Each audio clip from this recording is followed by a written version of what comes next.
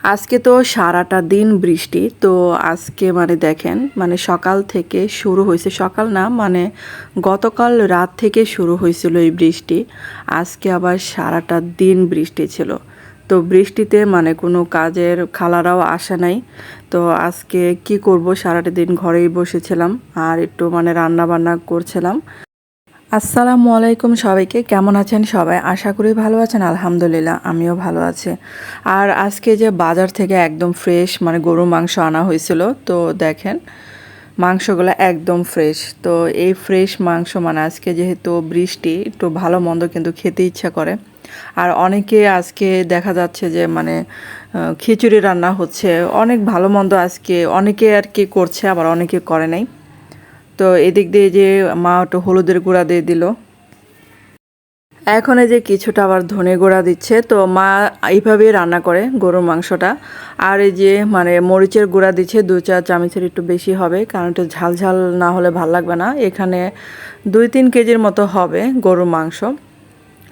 আর এদিক দিয়ে আবার এই যে বুটের ডাল সিদ্ধ দিল, কারণ বুটের ডাল দিয়ে আবার এই যে গরুর মাংসের মানে তেল চর্বি আর কিছু মাংস অ্যাড করবে, এটা দিয়ে রান্না করবে। তো এখন এই যে বেশ কিছুটা কিন্তু পেঁয়াজ কুচি দিয়ে দিল। এখন এই যে সমস্ত মশলাগুলো মানে মিশিয়ে নিচ্ছে এখানে। তো মা এখানে পানি দিয়ে একেবারে একটু মানে কষানো শুরু করে দিছে। আর এখানে মনে হয় আর পানি দিয়ে কষানো লাগবে না, তো স্বাদ মতো লবণটা দেওয়া হলো এখন। তারপরে যে সমস্তটা একবার করে মানে কষানো হচ্ছে। তো আজকে মানে এটাই হচ্ছে খাওয়া, গরুর মাংস পোলাও রান্না করবে মা এদিক দিয়ে। তারপর এখানে আদা রসুন বাটা দেওয়া হলো। আর এই যে মা কিন্তু এখন দিল আদা রসুন বাটা, প্রথমে কিন্তু দেয় নাই।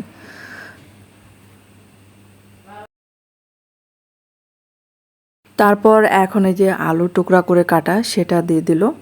তো আলু দিয়ে মানে ফ্রেশ গরুর মাংস যেটা, এটা কিন্তু পাতলা ঝোল খেতে দারুণ লাগে। তো দারচিনি এলাচগুলো দিয়ে দিল। আর এদিক দিয়ে যে বুটের ডাল যে রান্না করবে মাংস, সেটা মাংসটা কষানো হলো। আর বুটের ডালটা আগে থেকে সিদ্ধ করে নিয়েছিল।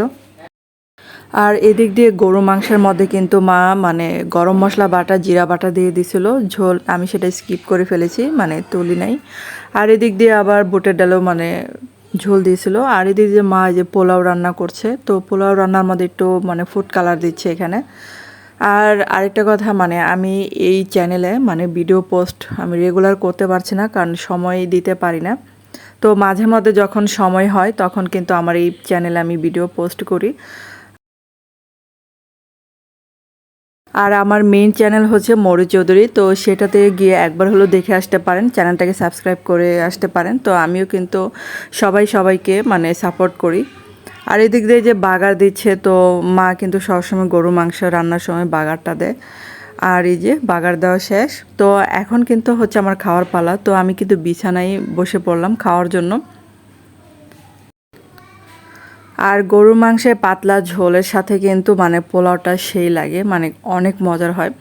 আর কি যে মানে গোস্তগুলা কিনছিল এতটা নরম, মানে মা বলতেছিল যে একটা কষানোর পরেই নরম হয়ে গেছিলো, এতটা মানে সফট হয়েছিল এটা। আর এদিক দিয়ে যে আমার ওই চ্যানেলের জন্য আমি যে রেসিপিটা করলাম, আর আমার এর ফুল রেসিপি যদি দেখতে চান তাহলে মৌরি চৌধুরী চ্যানেলে গিয়ে দেখে আসতে পারেন। তো ধন্যবাদ সবাইকে এই ভিডিওটা দেখার জন্য।